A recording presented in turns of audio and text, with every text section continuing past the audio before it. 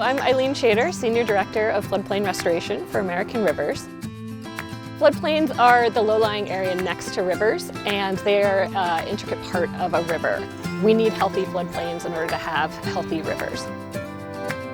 Floodplains are some of the most productive and biodiverse ecosystems on the planet, and part of that is because when floodwater inundates the floodplain, it deposits all sorts of nutrients and it sparks these processes that plants grow, and then there's food for animals to eat, and so that really creates this environment where different plants and animals can thrive. When we develop our floodplains, when we disconnect them, that has a huge impact on the river and the health of the river. We've buried a lot of our natural floodplain area and the wetlands and the different ecosystems that used to exist there. At the same time, if you fill in your floodplain, that means you're narrowing your river channel, and the river is moving faster and gathering more power and speed and more destructive force to impact the communities downstream.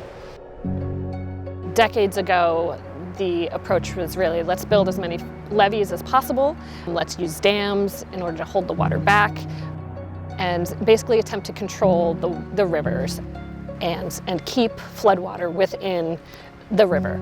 We see that time and time again during major floods that's just not possible and not effective, in part because our floods are getting bigger. Natural floodplains play a really important role in managing floods and in keeping our communities healthy. So there's a growing recognition that we need to give our rivers room to flood safely.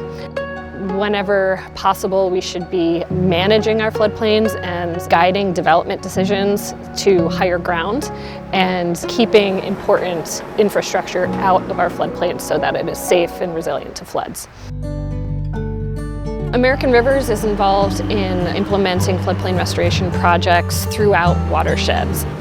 We are working to restore 100,000 acres of floodplain by 2030, working with our partners, whether that's NGOs, local communities, state agencies, federal agencies, to identify the most high-quality projects that we can that will provide multiple benefits to communities.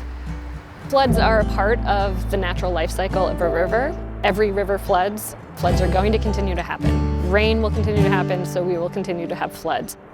Every watershed, every community needs to think about how they will deal with a flood when it does occur.